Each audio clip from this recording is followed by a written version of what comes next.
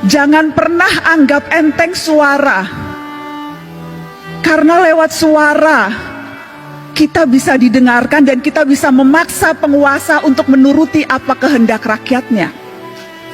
Jangan mau suara kita hanya dihargai 5 tahun sekali di bilik suara doang atau pada saat pilkada. Jangan mau suara kita hanya dianggap berharga 100-200 ribu atau dapat jilbab pada saat kampanye. Biasanya modusnya itu kan bagi-bagi kaos partai atau bagi-bagi jilbab untuk yang perempuan. Jangan mau kita hanya dikerdilkan sebatas fans yang bisa berbaris seperti itik.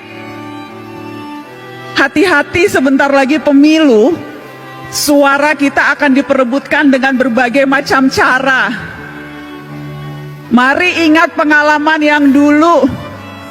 Untuk apa mati-matian membela 1 atau 2 ketika akhirnya berkumpul juga?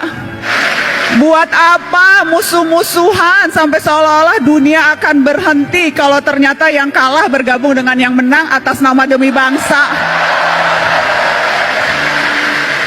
Jadi nggak usah terlalu baper dan nggak usah terlalu mati-matian membela tokoh idola. Karena sekali lagi, hitung-hitungan mereka terkadang bukan kita, hitung-hitungannya untung rugi, Pak. Untung rugi kalkulasi politik aja.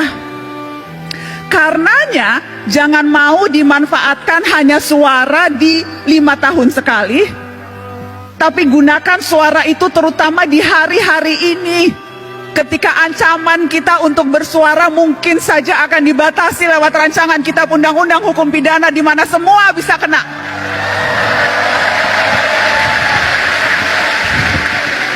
Terlalu berharga suara kita, dan saya selalu bilang ini, cuma itu yang kita punya, suara. Negara punya yang lain.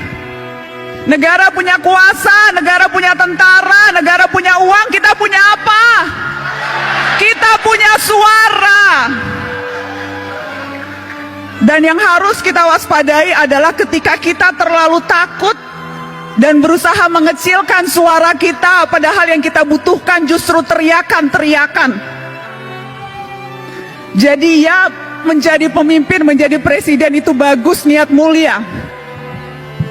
Tapi perhatikan suara-suara orang yang juga tidak punya kuasa, tetapi kalau berkumpul bisa berdaya.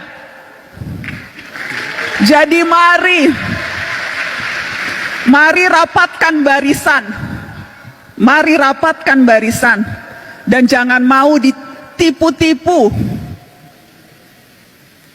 Jangan mau dipergunakan hanya suaranya, tetapi ketika kita menuntut hak-hak kita yang paling dasar, sedasar kebebasan berekspresi dan berbicara, itu kita tidak didengarkan. Tetapi kakak mau menegaskan ini, adik-adik. Pergerakan jangan hanya sebatas kerumunan. Pergerakan terutama gerak mahasiswa jangan hanya sebatas kumpul-kumpul berkerumun. Ya, demonstrasi perlu dan harus terus dilakukan kalau memang strateginya seperti itu. Anak muda hari-hari ini adalah anak muda yang seharusnya pintar memilih dan memilah informasi, mana yang sampah, banyak sampah sekarang di dunia maya, dan mana yang fakta. Mana yang berita, mana yang opini, dan hati-hati mana yang propaganda. Dan kalau sudah yakin, sampaikan itu dengan lantang. Jangan mau ditakut-takuti polisi, suruh urus dulu tuh Verdi Sambo.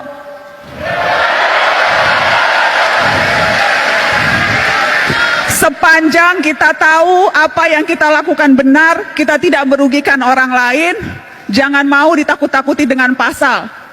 Kita juga bisa belajar pasal-pasal, kita juga tahu apa hak-hak kita sebagai warga negara. Kalau tidak tahu, cari tahu.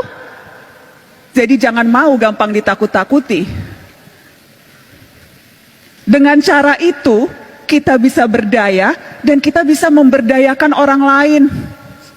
Dan harusnya itu ultimate goal kita dalam hidup. Bukan hanya memperbaiki kualitas hidup kita sendiri, tapi bagaimana kita bisa memperbaiki kualitas hidup orang lain. Dan itu bisa dilakukan tanpa jabatan formal, tanpa jadi presiden, tanpa jadi menteri, tanpa jadi anggota DPR, tanpa perlu pangkat yang tinggi. Kita bisa melakukan itu dalam tindakan kecil seharian sekalipun. Karena kuncinya sebetulnya peduli dan bersatu. Kutipan yang selalu saya tunjukkan ke setiap mahasiswa ketika Bung Hatta bilang seperti ini, peduli dan bersatu itu adalah kunci. Karena kalau tidak, Indonesia hanya seperti seuntaian gambar di peta.